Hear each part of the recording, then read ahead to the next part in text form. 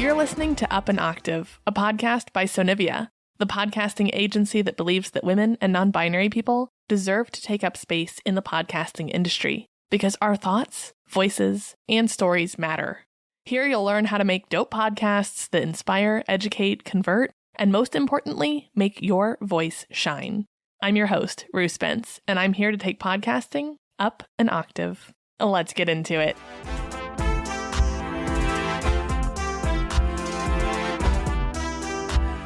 Welcome back to Up an Octave. Today we are talking about studio spaces.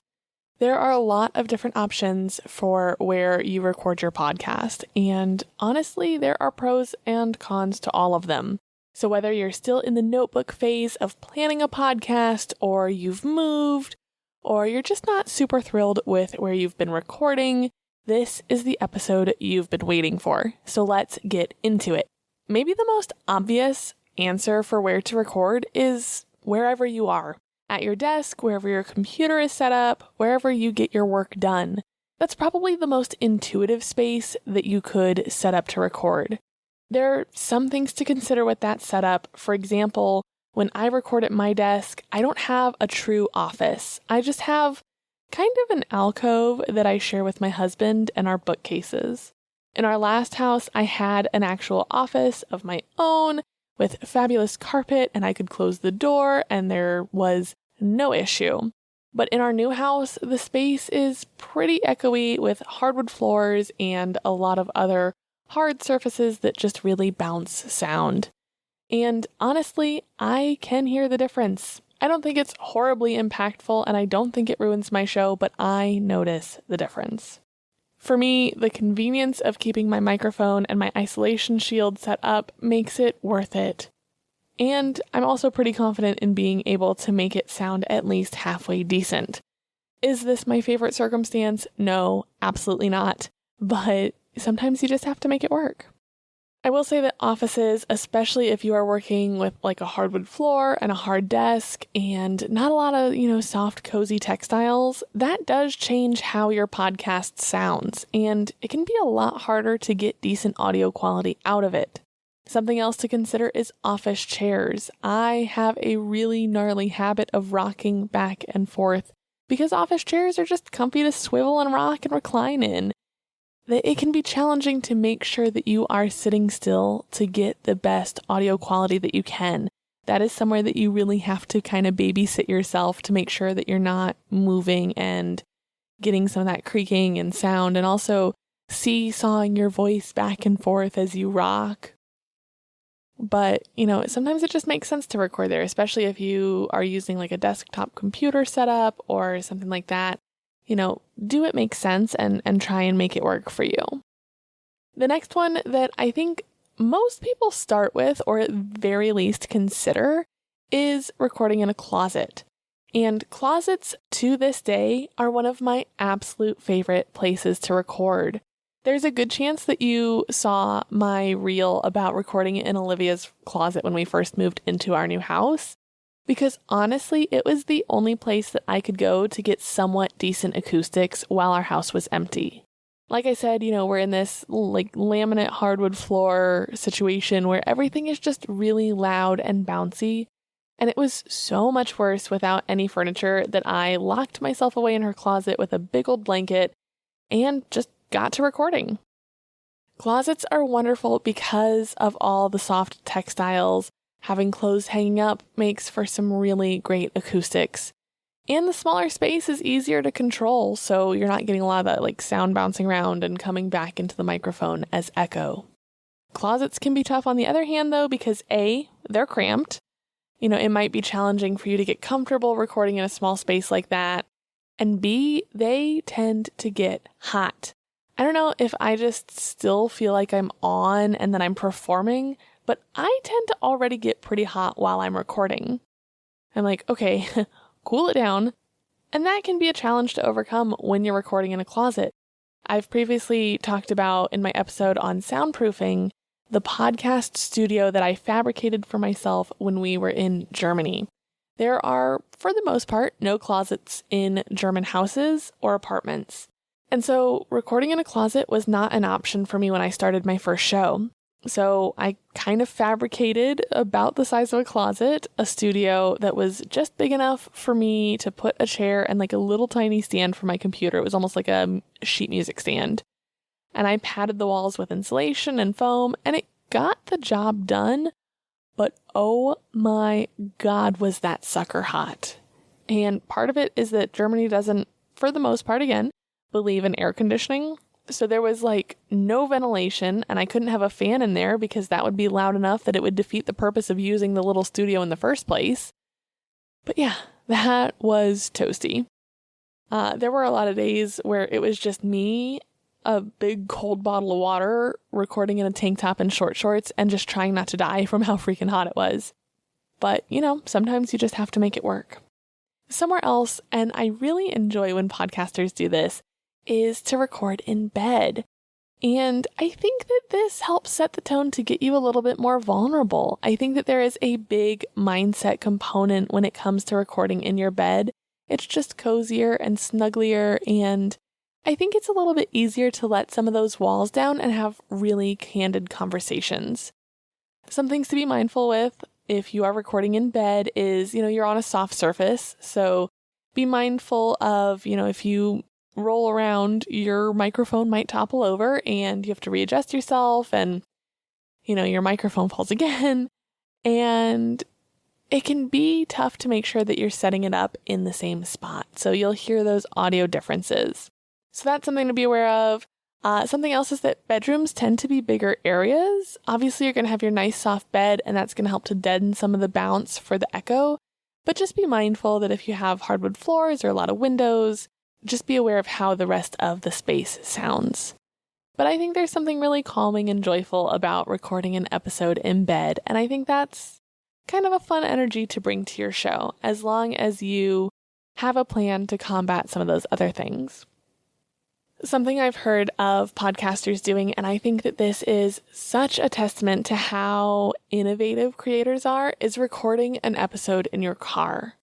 Now, cars are a mixed bag because on the one hand, they do a great job at keeping some of the sound out. There's a muffling effect with being in your car, but there are also so many hard surfaces in your car. Windows and the dash, all of that can be challenging. But I have heard of, and I can't remember what podcaster it was someone on a forum, I think the Podcast Support Community Facebook group, talking about, she had many children and they were always loud and rambunctious. And that was a barrier for her to create her podcast until she realized that she could go and hide in their van to create an episode. And I thought that that was just the most wonderful thing I've ever heard. And, if you have to go excuse yourself and hide out in your car, and that's the only place that you can get a little bit of quiet, I think that that's magic. So I love the idea of recording in your car, especially if that's the only place you can make your show. And I love it even more if you lean into it. If you're like, yep, this is the car podcast, that's recorded here in a live car studio. I think that could be a lot of fun. Some other options that get a little more high caliber are renting spaces. And when it comes to renting spaces, there are free and paid options. So my library here in Colorado Springs has 2 branches that have studios for music recording or podcasting that can be reserved for free for members. This was also true when I lived in South Carolina. Our local library had branches that had studios in it as well. So get tapped into your local library. I am such a library evangelist. I will sing the praises of a library until the day I die. I think that they are such wonderful community organizations. And, even if you don't think of yourself as like a big reader, there are so many things that are so beneficial. Something else to mention with libraries is that so many of them have a, quote, library of things, which is where you can actually reserve and check out equipment. And this can be everything from yard Jenga to actual microphones. So that's something else that, you should check into is you can rent fabulous studio quality microphones for free. So if you're someone who's not prepared to invest or investing in a microphone feels out of reach for you right now, check whether or not you can rent equipment with your library card. Another free space is community centers. Some community centers will have recording space that is available to rent for free or at a, very, very reduced cost. And then there are paid options as well, such as actually booking studio time at a recording studio, or sometimes co-working spaces will have even just meeting rooms that have been sound treated for, Zoom calls or whatever, but those can work as recording spaces as well. That is going to be a little bit of an investment though. And I don't think that most shows need that high production value. If you are doing like an ASMR show or hypnosis or meditation, something like that, you probably really need to not have any ambient noise, to not have any background sound. The same is also true for audiobooks. If you are recording an audiobook, there are incredibly specific standards that are set by that industry that you have to follow in order for the reading of your book to be accepted. So if you are just not able to carve out a quiet space, if you keep trying and it turns out that there is a bulldozer outside your window that week, you may have to find a rental space. I wouldn't necessarily recommend most people shelling out for that unless you have a really high profile guest coming on, or you're, really butted up to a deadline and your house is being renovated. Those are the only times that I would say it's worth investing unless you fit the other criteria that I just mentioned. The nice thing with renting an actual recording studio is that oftentimes, you will have access to getting an actual sound engineer, and that can be helpful to get your best recording as well. For the most part, though, I really think that you can make it work at home, whether it's a closet, your car, your bed. There are so many places where you can just make it work. I think that having some of that human element of having it not sound 100% perfect is magical, and it makes your podcast unique if your podcast kind of sounds like your house. I'm currently visiting my folks and recording this episode in the living room, kind of propped up on the couch, and I can hear the difference. And to me, it's almost like creating an audio scrapbook of what your podcast sounds like. So be gracious with yourself and remember that absolutely no one cares as much as you do. And I say that with so much love because I think it's kind of fun and it's very human and very vulnerable when you feel like you're being invited into someone else's home where you may occasionally hear a cat meow or little feet running up the stairs. That's just part of life. Obviously you want to put your best production foot forward. And, if it's something that becomes too distracting or is too pervasive and constant, if you have a puppy and that puppy is puppying, you may need to find an alternative space. But for the most part, be gentle with yourself and remember to have fun. Psst.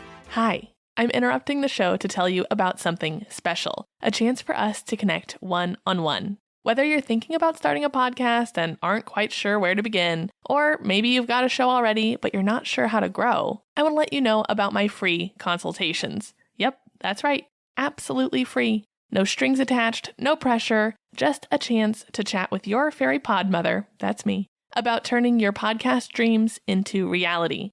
You'll walk away from our conversation with actionable steps to take, whether or not we end up working together. Think of it as a gift to you and your show as a thank you for listening to the podcast. If listening to me here isn't enough and you're ready to take the next step, let's chat. Find the link to book in the show notes. Now back to the good stuff. All right, today's question comes from Callan, who says, I've been experimenting with adding different background music and sound effects to my podcast, but I've noticed that it makes the mixing a little more difficult. Do you have any tips on this? So I do. I think that for narrative and fiction style podcasts like a D&D play podcast, I think background music can be a lot of fun. I think sound effects can be really immersive, but I think it's a fine line between immersive and distracting. And I say that specifically for fiction podcasts. In nonfiction podcasts, I think that sound effects get a little grating. That's my hot take. I think that they kind of have that morning radio show feeling that I don't know, it can just become a little much really quickly. And so I would just be super mindful of not having things get distracting. And, making sure does the bit still play without the sound effect? And if it does, I would avoid it. And, because like you're saying, it does make producing a little bit more challenging. What I would say is, if you do believe that the sound effect really sets the tone, the background music's really immersive, that, that's perfect, keep it in. And as far as mixing goes, making sure that the audio, whatever the backing, if it's the sound effect or if it's music, making sure that it is quiet enough that the voice still registers as the primary focus. And this is somewhere that I would encourage you to make sure that you are setting your LUFS on all your tracks. If you haven't heard about LUFS, go and check out the episode that I did a few months ago on making sure that those are being set to the industry standard so that, you get your best, most listenable quality. Something else that I think is really important is to make sure that you are choosing effects that parallel nicely with your voice. That, if you have a gunshot go off, boom, that makes sense if you're doing like a zombie apocalypse narrative fiction podcast. It's like, oh, okay, I register that this is an action sequence. But if you are having like constant like, like that's going to be so annoying to talk over. That's going to be really distracting if you are trying to fight for the attention over something that's really intense like that. So I think, if you're doing a narrative fiction or D&D or something like that, and you have, a sequence of like, get to the helicopter, boom, boom, boom, boom, I think that plays really well. But if it's get to the helicopter, I think that kind of hits a little bit different. So yeah, that's kind of my hot take. I don't love a lot of sound effects because I think it's hard to get ones that don't sound kind of cheap. Wah, wah, wah, wah. But other than that, if you are really attached to it, if you really like it, I think that they can be cute and fun when used intentionally. So keep that in mind, and I hope that helps. So if you have a question, you can shoot it to me over on Instagram at Sonivia Studios. Come hang out with me over there in general because I share a lot more fun stuff about podcasting. And I will be back next week to talk about the art of So I'm really excited for that one. In the meantime, please share this episode with a friend who needs to hear it, especially if you have been trying to get a podcast started with a friend and they're like, but I have nowhere to record. Send this episode to them so that they stop making excuses. And if you are that friend, stop making excuses. All right. I will see you next week. Come hang out with me on Instagram. Make sure you've subscribed to the show wherever you're listening. And while you're here, leave me a 5-star rating or a review because just like your show, mine needs those to grow.